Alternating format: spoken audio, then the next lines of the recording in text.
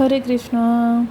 अ, तो हम लोग पढ़ने जा रहे हैं राजनीति विज्ञान एक समग्र अध्ययन। ये राजेश मिश्रा द्वारा रचित पुस्तक है। तो इसमें हम लोग आज चैप्टर 5 पढ़ेंगे।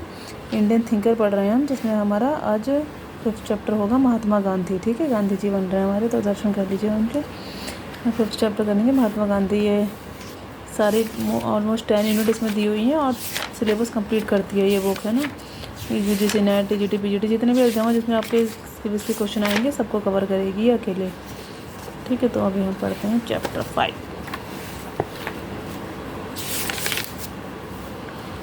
महात्मा गांधी। तो जैसा कि आप सभी जानते हैं, गांधी जी हमारे फेवरेट टॉपिक रहे हैं। गांधी जी बचपन से हम सबके फेवरेट रहे हैं। ठीक है, इसमें हम पढ़ते हैं, आप समझते हैं, और बाकी कोई क्वेश्चन हो तो आप पूछ लेना मुझसे। अभी हम फैक्चुअल वैसे स्टडी कर रहे हैं। पहले महात्मा गांधी का जन्म 2 अक्टूबर 1869 में गुजरात के पोरबंदर नामक स्थान पर हुआ। कब हुआ जन्म? 2 अक्टूबर 1869। डेट जरूर याद रखें, और स्थान गुजरात। अप्रैल 1893 में पोरबंदर के एक व्यापारिक संस्थान में बैरिस्टर के रूप में वे दक्षिण अफ्रीका के लिए रवाना हुए। नेक्स्ट, अगस्त 1894 को उन्होंने रंग भेद के खिलाफ आवाज़ उठाने के उद्देश्य से नेटाल इंडियन कांग्रेस की स्थापना की। ये क्वेश्चन आ चुका है UGC नेट में। ठीक है, कहाँ पे की है स्थापना इंडियन कांग्रेस की स्थापना? रंगभेद के खिलाफ 1894, जगह नहीं दी है यहाँ पे, चलो आगे देखेंगे। 1903 में ट्रांसवाल ब्रिटिश इंडिया सोसाइटी की स्थापना की। 1 अक्टूबर 1904 को इंडियन ओपिनियन के प्रबंध और प्रकाशन का जिम्मा लिया। नवंबर दिसंबर 1904 में उन्होंने फिनिक्स आश्रम की स्थापना की। गांधी जी 9 जनवरी 1915 में भारत लौट आए। 25 मई 1915 को अहमदाबाद में साबरमती आश्रम की स्थापना की। कब की स्थापना? 25 मई 1915। डेट याद रखेंगे हम लोग। 25 मई 1915 को अहमदाबाद में साबरमती आश्रम की स्थापना की। सुभाष चंद्र बोस ने उन्हें राष्ट्रपिता कहा तथा रविन्द्रनाथ टैगोर ने महात्मा की उपाधि दी। गांधी जी व्यवहारिक आदर्शवादी कहे जा सकते हैं। गांधीवाद एक आदर्शवादी विचारधारा है। सत्य ही ईश्वर है, गांधी जी ने इसी को दर्शन बनाया। गांधी जी ने प्रेम को सत्य की प्राप्ति का मार्ग बताया। प्यारेलाल नैयर गांधी जी के निजी सचिव थे, जिन्होंने गांधी जी के जीवन पर अनेक रचनाएं लिखी, जिसमें Mahatma Gandhi the last phase discovery of Satyagraha उल्लेखनीय है। गांधी जी वर्ष 1893 में अफ्रीका गए और वहां उन्होंने फिनिक्स एवं टॉलस्टॉय फर्म की स्थापना की तथा वर्ष 1914 तक वे अफ्रीका में रहे। टॉलस्टॉय एक रूसी उपन्यासकार थे, जिन्होंने वार एंड पीस 1869 नामक उपन्यास लिखा, जिससे गांधी जी अत्यधिक प्रभावित थे तथा गांधी जी ने ब्रैड लेबर का विचार इन्हीं से लिया। ब्रैड लेबर, आगे पढ़ेंगे क्या है ये। गांधी जी को प्रभावित करने वाले विचार। गांधी जी जिन विचारधाराओं और व्यक्तियों से प्रभावित थे उनमें से गीता व रामायण उल्लेखनीय है। गांधी जी बौद्ध धर्म के शांति एवं अहिंसा के विचार से प्रभावित थे। गांधी जी इस्लाम धर्म की बंधुता की संकल्पना से प्रभावित थे। लियो टॉलस्टॉय के the kingdom of God is with in you 1894 कथन से प्रभावित थे। नेक्स्ट, हेनरी डेविड थोरो के the essay on civil disobedience 1849 से प्रभावित थे। जॉन रस्किन की रचना अनटू दिस लास्ट 1860 से प्रभावित थे। सर्वोदय इसी का रूपांतरण माना जाता है, जो गुजराती भाषा में लिखी गई है। गांधी जी ने यह शिक्षा जॉन रस्किन से ली कि प्रत्येक व्यक्ति को श्रम करना चाहिए। जितना महत्व एक वकील के श्रम का है, उतना ही महत्व नाई के भी श्रम का है। लियो टॉलस्टॉय के उपन्यास वॉर एंड पीस 1869 से गांधी जी अत्यधिक प्रभावित थे। गांधी जी के विचारों का आध्यात्मिक पक्ष। गांधी जी मूलतः धार्मिक और आध्यात्मिक व्यक्ति थे। गांधी जी के राजनीतिक गुरु गोपाल कृष्ण गोखले थे, जिन्होंने राजनीति को अनैतिकता एवं सेवा का क्षेत्र माना, इसलिए उन्हें संतों में राजनेता और राजनेताओं में संत कहा गया। गांधी जी के विचारों का मूल केंद्र सत्य एवं अहिंसा है। गांधी जी ने सत्य एवं अहिंसा के नियमों को सार्वजनिक एवं राजनीतिक जीवन में प्रयुक्त किया। गांधी जी पूर्ण रूप में नैतिकतावादी थे। गांधी जी ने सत्य एवं साधन दोनों की पवित्रता पर बल दिया। इस बात का हमेशा ध्यान रखें। ठीक है, हमें जीवन में भी ध्यान रखना चाहिए कि साधन भी बहुत ज़रूरी है। ठीक है, गलत उटपटांग तरीक़ों से आप कुछ पा भी लोगे ना, आप उसको भोग नहीं पाओगे कभी जीवन में। जैसे आपने गलत काम करके कुछ भी करके आपने एक अच्छा घर ले लिया, कार ले ली, आप उसका उपयोग ही नहीं कर पाओगे, घर में पड़ी रह जाएगी। देखते नहीं, कई बार बहुत अमीर लोग हैं, फिर उठने की शक्ति नहीं आती, मन नहीं करता है कोई काम करने का, है सब कुछ लेकिन उपयोग नहीं कर पा रहे हैं। अब किसी पे थोड़ा सा है अपना, एक बिस्तर है सोने का, एक छोटा सा कमरा है, वो उसी का बड़ा आनंद ले रहा है ना। बहुत का मतलब नहीं है आप उसको जी पा रहे हो उसके साथ अच्छे से या नहीं, ये इम्पोर्टेंट है। कोई एक रिश्ते में खुश है, कोई 10 में भी बर्बाद है, कोई अर्थ नहीं है इन चीज़ों का। सही तरीके से कमाया गया धन और सही तरीके से पाई गई चीज़ें ही जीवन में सार्थक सिद्ध होती हैं। इसका हमेशा ध्यान रखें आप सभी भी। उनके अनुसार अपवित्र साधन के द्वारा पवित्र साध्य की प्राप्ति नहीं हो सकती। कि जो भी गांधी जी कह रहे हैं, जो भी कह रहे हैं, सब हमारे भगवत गीता के ही सिद्धांत हैं। वैसे वे मूलतः एक आदर्शवादी व्यक्ति थे, लेकिन उनका आदर्शवाद व्यवहारिक था। गांधी जी ने सार्वजनिक जीवन में सत्य और अहिंसा का प्रयोग किया। गांधी जी के अनुसार धर्म और राजनीति। गांधी जी के लिए धर्म का अभिप्राय अत्यधिक विस्तृत रूप में था, अतः धर्म का आश्रय जो धारण करने योग्य है वही धर्म है। उनके लिए धर्म का अर्थ नैतिक कार्य और मानवता की भलाई के कार्य करना था। धर्म पालन करने का आश्रय सत्य तथा अहिंसा के मार्ग पर चलना है। गांधी जी धर्म एवं नैतिकता विहीन राजनीति की कल्पना नहीं करते थे। उनके शब्दों में धर्म विहीन और नैतिकता विहीन राजनीति नहीं हो सकती। अतः वे पाश्चात्य विचारों के आलोचक थे, जिसमें पंथ निरपेक्षता पर बल प्रदान किया गया। उन्होंने पंथ निरपेक्षता की बजाय सर्वधर्म समभाव पर बल दिया। गांधी जी के अनुसार सत्य और अहिंसा। गांधी जी ने अपनी आत्मकथा सत्य के प्रयोग story of my experiment with truth में लिखा है कि सत्य के लिए कोई अलग ईश्वर नहीं होता है। अहिंसा की साधना से सत्य की प्राप्त किया जा सकता है। सत्य की ओर ले जाने वाला मार्ग अहिंसा ही है। गांधी जी के अनुसार अहिंसा के दो अभिप्राय हैं, नकारात्मक अहिंसा और सकारात्मक अहिंसा। नकारात्मक रूप में अहिंसा का अर्थ किसी की हत्या न करना तथा सकारात्मक रूप में अहिंसा का अर्थ प्राणी मात्र के प्रति प्रेम से है। गांधी जी के अनुसार अहिंसा मनसा वाचा एवं कर्मणा होनी चाहिए। गांधी जी के अनुसार अहिंसा वह सिद्धांत है जिसमें अपने विरोधियों को प्रेम से जीता जाता है, न कि घृणा या संघर्ष से। गांधी जी बाइबल के इस कथन के समर्थक थे कि पाप से घृणा करो, पापी से नहीं। इस कथन को हमेशा याद रखें। गांधी जी अहिंसा को गांधी जी ने बाइबल वगैरह पढ़ी थी। पता है आप सबको बताऊं, मैंने भी सोचा था मैं ये सब पढ़ूंगी, बाइबल है या फिर कुरान है, भगवद गीता भी थी मेरे पास, लेकिन मैं भी नहीं थी, वो सबसे ज़्यादा प्रायर है। लेकिन जब मैंने भगवद गीता पढ़ी ना, मुझे किसी और कुछ और पढ़ने की ज़रूरत ही नहीं लगती। सारे संसार का सब कुछ, सारा ज्ञान समाया है उसमें। पढ़ के देखें तो सब पता चल जाता है। एक एक श्लोक में इतनी शक्ति है। गांधी जी अहिंसा को वीरों का गुण मानते थे, न कि कायरों का। गांधी जी का कहना था कि यदि हिंसा और कायरता में से किसी एक को चुनना हो तो मैं हिंसा को चुनूंगा, न कि कायरता को। सत्याग्रह। सत्याग्रह का आश्रय सत्य का आग्रह है। सत्याग्रह कमजोर का नहीं बल्कि शक्तिशाली व्यक्ति का अस्त्र है।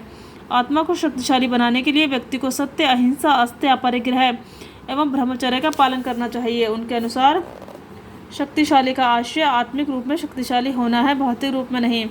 निष्क्रिय प्रतिरोध का सिद्धांत अरविंदो घोष ने दिया था। सत्याग्रह और निष्क्रिय प्रतिरोध में अंतर होता है। सत्याग्रही व्यक्ति विरोधी के नुकसान का प्रयास नहीं करता, बल्कि वह विरोधी के हृदय परिवर्तन का प्रयास करता है और वह हिंसा का प्रयोग कभी नहीं करता। निष्क्रिय प्रतिरोध का आश्रय नकारात्मक रूप में विरोध करना है, अतः अवसर पाने पर हिंसा का प्रयोग किया जा सकता है। सत्याग्रह के निम्नलिखित दो प्रकार होते हैं, असहयोग और सविनय अवज्ञा। नकारात्मक रूप में असहयोग का आशय सहयोग न करना है। सकारात्मक रूप में असहयोग का आशय स्वावलंबी बनने के कार्य करना तथा रचनात्मक कार्यों में सहयोग करना है। रचनात्मक कार्यों से आशय चरखा चलाना, सूत काटना, राष्ट्रीय शिक्षा पर बल, स्वदेशी का समर्थन एवं समाज में समरसता बनाए रखने से है। सविनय अवज्ञा का अर्थ निम्नलिखित है, जानबूझकर सार्वजनिक रूप में अन्यायपूर्ण विधि का उल्लंघन करना। विधि का उल्लंघन सामुदायिक हित के लिए किया जाएगा, व्यक्तिगत स्वार्थ के लिए नहीं। सविनय अवज्ञा का प्रयोग व्यक्तिगत और सामूहिक दोनों रूप में हो सकता है। नेक्स्ट, गांधी जी की सविनय अवज्ञा। सविनय अवज्ञा वाला याद रखेंगे, गांधी जी का कॉन्सेप्ट है। गांधी जी की सविनय अवज्ञा तकनीक से प्रभावित विदेशी व्यक्ति। मार्टिन लूथर किंग जूनियर ने अमेरिका में अश्वेतों के साथ भेदभाव समाप्त करने के लिए सविनय अवज्ञा का प्रयोग किया। मार्टिन लूथर किंग ने किया है। बर्ट्रैंड रसेल ने परमाणु हथियारों की समाप्ति के लिए आंदोलन किया। दक्षिण अफ्रीका के स्वतंत्रता के नायक नेल्सन मंडेला ने इस तकनीक का प्रयोग किया। वर्तमान में अमेरिकी विचारक नाम चोम्स्की भी गांधी जी की सविनय अवज्ञा तकनीक से प्रभावित हैं। माइकल शूमाकर गांधी जी के पर्यावरण संबंधी मान्यताओं से प्रभावित हैं। गांधी जी के अनुसार उन्होंने सविनय अवज्ञा का विचार डेविड थोरो से लिया। इसे याद रखेंगे, हम डेविड थोरो से लिया है विचार, है ना। आधुनिक सभ्यता की आलोचना। David Thoreau. आधुनिक सभ्यता की आलोचना। गांधी जी ने हिंद स्वराज में आधुनिक सभ्यता की आलोचना की। किसमें की है? हिंद स्वराज में, 1906 में लिखी गई है। और किस किस का किया है इन्होंने आलोचना? उन्होंने रेल वकीलों तथा डॉक्टरों की भी आलोचना की। ये सब ऑब्जेक्टिव क्वेश्चन है, मैं आता है सारी चीज़ें कि आधुनिक सभ्यता की आलोचना किस पुस्तक में की या फिर किस किस की आलोचना की है इन्होंने।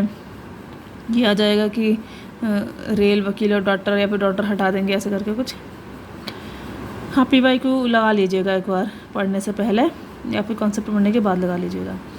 गांधी जी के अनुसार सभ्यता का आश्रय भौतिकता व मशीनों का विकास नहीं है, सभ्यता मानवीय व आत्मा का विकास है। देखो कितना भी पढ़ लो ना, लेकिन जब तक PYQ से नहीं लगाओगे, समझोगे, वो क्वेश्चन ये समझ में नहीं आएगा तरीका क्या है पूछने का। गांधी जी पाश्चात्य सभ्यता के कड़े आलोचक थे। गांधी जी के अनुसार पाश्चात्य सभ्यता भौतिकवादी है तथा वह क्षत्रियों का केंद्रीकरण है। आर्थिक तथा राजनीतिक दोनों रूपों में इस केंद्रीकरण से हिंसा उत्पन्न होती है। राज्य का विचार, गांधीवाद को दार्शनिक अराजकतावादी भी कहा जाता है अथवा उन्हें शांतिवादी अराजकतावादी भी कहा जाता है, क्योंकि सत्याग्रही और अहिंसात्मक नैतिक व्यक्ति के लिए राज्य की कोई आवश्यकता नहीं होगी।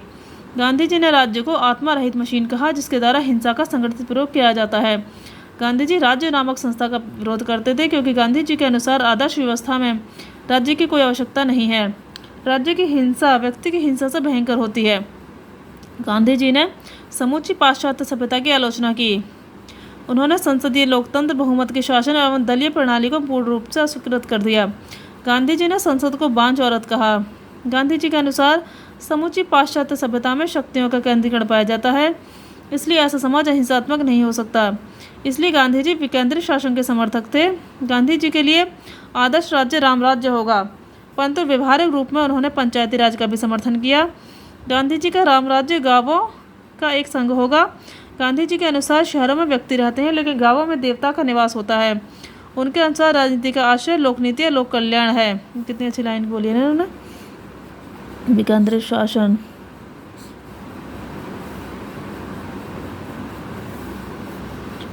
राजनीति का आशय लोकनीति लोक कल्याण है, शक्ति के लिए संघर्ष नहीं। उन्होंने विकेंद्रित शासन का समर्थन करते हुए गांव को मूल इकाई माना। उनके अनुसार गांव के लोग जनपद से प्रांत तथा प्रांत के लोग अखिल भारतीय प्रतिनिधियों को निर्वाचित करेंगे। गांधी जी सबसे बड़े लोकतंत्रवादी, समाजवादी तथा व्यक्तिवादी थे, परंतु पाश्चात्य अर्थ में बिल्कुल नहीं। अधिकारों का विचार, गांधी जी एक बड़े व्यक्तिवादी विचारक थे, परंतु उनका व्यक्तिवाद नैतिक था। उनके अनुसार यदि प्रत्येक व्यक्ति अपने कर्तव्यों का पालन करे तो व्यक्तियों के बीच में अधिकारों के लिए संघर्ष नहीं होंगे। स्वराज, स्वतंत्रता, गांधी जी का मूल उद्देश्य स्वराज की प्राप्ति करना था। स्वराज शब्द मूलतः उपनिषदों से लिया गया है, जिसका आश्रय स्वयं पर शासन या स्वशासन है, सेल्फ रूल। स्वराज के नैतिक, आध्यात्मिक और राजनीतिक दोनों अर्थ माने जा सकते हैं। नैतिक एवं आध्यात्मिक रूप में स्वराज का अर्थ स्वशासन या आत्मनियंत्रित होता है, जबकि राजनीतिक रूप में स्वराज का आशय लोगों द्वारा अपना शासन स्वयं करना है। स्वराज शब्द का व्यवस्थित प्रयोग सर्वप्रथम तिलक ने किया। तिलक के अनुसार स्वराज के निम्न अर्थ हैं। स्वराज का आशय एक ही धर्म या प्रजाति के लोगों पर समान धर्म या प्रजाति के लोगों का शासन है। स्वराज का अभिप्राय उत्तरदायी एवं सहमति पर आधारित शासन है। स्वराज का आशय लोगों की राजनीतिक प्रक्रिया में सहभागिता है। इसलिए भारतीय राष्ट्रीय आंदोलन में स्वराज एवं पूर्ण स्वराज में अंतर किया जाता है। पूर्ण स्वराज की मांग वर्ष 1929 से कांग्रेस के लाहौर अधिवेशन में रखी गई। इसे याद रखेंगे, ठीक है, लाहौर अधिवेशन में की गई है। गांधीवाद का आर्थिक पक्ष, ट्रस्टीशिप का सिद्धांत। ट्रस्टीशिप का सिद्धांत गांधी जी का ध्यान रखेंगे, और ये आर्थिक पक्ष है। ट्रस्टीशिप सिद्धांत के अनुसार संपत्तिशाली व्यक्ति अपनी संपत्ति का मालिक नहीं बल्कि ट्रस्टी है।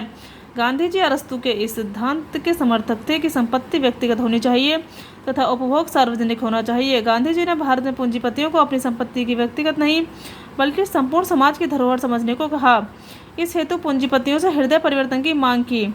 इस सिद्धांत के अनुसार ईश्वर संपत्ति का मालिक है, व्यक्ति संपत्ति का ट्रस्टी है। ट्रस्टी मतलब ये नहीं है कि तुम्हारी संपत्ति हो गई, तुम सिर्फ एक माध्यम हो उस संपत्ति का, उस चीज़ का दूसरे तक पहुंचाने के लिए। नेक्स्ट है, गांधी जी का प्रसिद्ध कथन है कि प्रकृति के द्वारा सभी की आवश्यकता के लिए प्राप्त सामग्री है, लेकिन किसी भी एक व्यक्ति के लालच के लिए प्रकृति में संपदा का अभाव है। इसलिए गांधीवादी विचारधारा में दान पर अत्यधिक महत्व दिया गया। दान के कई रूप हैं: श्रमदान, संपत्ति दान, भूमिदान, ग्राम दान। गांधी जी ने कुटीर उद्योगों एवं लघु उद्योगों का समर्थन किया, क्योंकि इससे संपत्ति का केंद्रीकरण नहीं होता। गांधीवादी विचारधारा भारत जैसे श्रम प्रधान देश के लिए अत्यधिक व्यवहारिक है, इसलिए वे भारी मशीनों के विरोधी थे, लेकिन मशीन मात्र के विरोधी नहीं थे, क्योंकि चरखा भी एक मशीन है। गांधी जी के अनुसार प्रत्येक व्यक्ति को श्रम करना चाहिए। गांधीवाद का सामाजिक पक्ष, सर्वोदय। सर्वोदय का अर्थ है सबका उत्थान। गांधी जी के अनुसार सर्वोदय उस विचारधारा की ओर संकेत करता है जो सत्य और अहिंसा पर आधारित हो। समाज में किसी का किसी के प्रति बैर न हो, यह वर्ग सहयोग पर आधारित है। गांधी जी का सर्वोदय का विचार समाजवाद का विकल्प माना जा सकता है। गांधी जी के अलावा अन्य सर्वोदय विचारक जयप्रकाश नारायण, दादा धर्माधिकारी, धीरेन्द्र मजूमदार, के.जी. मसरूवाला एवं दीनकराव देव हैं। विनोबा भावे सर्वाधिक प्रख्यात सर्वोदयी थे। संविधान सभा में एस.एन. अग्रवाल प्रसिद्ध गांधीवादी थे। सर्वोदय जॉन रस्किन की रचना अनटू दिस लास्ट 1860 का गुजराती अनुवाद है। जॉन रस्किन के विचारों से उन्होंने निम्नलिखित विचार लिए। जॉन रस्किन, टॉलस्टॉय और डेविड थोरो, ये 3 गांधी जी के प्रेरणा स्रोत रहे हैं। ठीक है, इसका नाम हम याद रखेंगे और किस किस विचार के लिए, जो हम पी.वाई के थ्रो भी पढ़ेंगे बाद में। व्यक्ति की भलाई समाज की भलाई में निहित है। वकील एवं न्यायिक के श्रम का मूल्य समान है। मजदूर एवं कारीगर का जीवन ही वास्तविक जीवन है। गांधी जी का आदर्श समाज सर्वोदय समाज था, जिसे उन्होंने सामुदायिक व्रत की संज्ञा दी, जिसके अनुसार व्यक्ति परिवार की भलाई के लिए कार्य करेगा और परिवार गांव की भलाई करेगा तथा गांव वासियों के द्वारा तालुका की भलाई की जाएगी। इसलिए प्रत्येक छोटी इकाई अपनी बड़ी इकाई की भलाई के लिए कार्य करेगी। उनके अनुसार सभी व्यक्तियों का उत्थान आवश्यक है। सभी व्यक्तियों का नैतिक उत्थान एवं गरीब व्यक्तियों का भौतिक उत्थान होना चाहिए। गांधी जी ने व्यवहारिक रूप में हरिजन सेवक संघ की स्थापना की। गांधी जी ने वर्णाश्रम व्यवस्था को स्वीकार किया, यद्यपि उन्होंने इसे जन्म से नहीं बल्कि कर्म के आधार पर माना। नई तालीम के द्वारा गांधी जी ने पश्चिमी शिक्षा का प्रभावी विकल्प प्रस्तुत किया। शिक्षा मातृभाषा में दी जानी चाहिए। शिक्षा में चरित्र विकास व सादगी तथा शारीरिक शिक्षा पर बल दिया। शिक्षा में कुटीर उद्योग एवं हस्तकला का प्रशिक्षण दिया जाएगा। शिक्षा गांव में ही प्रदान की जाएगी। शिक्षा के लिए धन आम लोगों से एकत्र किया जाएगा। नई तालीम में प्राथमिक शिक्षा के साथ प्रौढ़ शिक्षा पर भी बल प्रदान किया गया। कुछ तथ्य। के.जी. मशरूवाला ने अपनी रचना गांधी एवं मार्क्स में कहा है कि गांधीवाद से हिंसा जोड़ने से मार्क्सवाद नहीं होगा। ठीक है, ये याद रखेंगे, के.जी. मशरूवाला की पुस्तक है ये।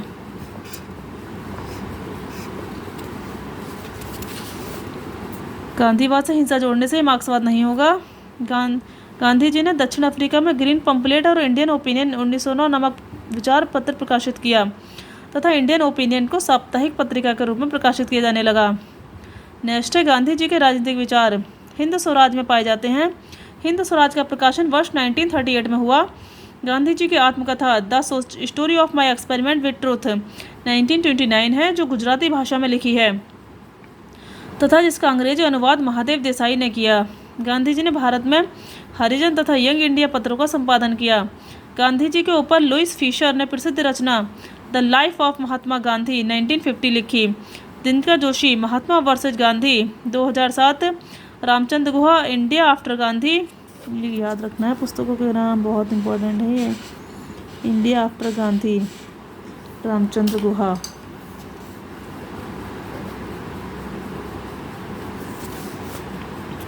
India after Gandhi the history of the world's largest democracy 2007 की पुस्तक है ये। 27 दिसंबर 1901, ये जब हम यूपीएससी की तैयारी कर रहे थे ना, अभी हमने तैयारी की थी 18 से लेके 22-23 तक की थी, दिल्ली में रहते थे हम, तभी पुस्तकें बहुत ही ज़्यादा फेमस पुस्तकें होती थी वहाँ पे पढ़ने के लिए। वैसे ये मेनली पढ़ी नहीं जाती हैं, काफ़ी बड़ी पुस्तकें हैं, काफ़ी अच्छी खासी मेन पुस्तकें तो वही हैं। वो स्पेक्ट्रम की एक आती है मॉडर्न हिस्ट्री, बाकी ये तो है कि बहुत इंटरेस्ट है पढ़ने में, तो अलग से पढ़ सकते हैं। 27 दिसंबर 1901 को गांधी जी कोलकाता कांग्रेस अधिवेशन में शामिल हुए थे। G N. Dhawan, political philosophy of Mahatma Gandhi 1946।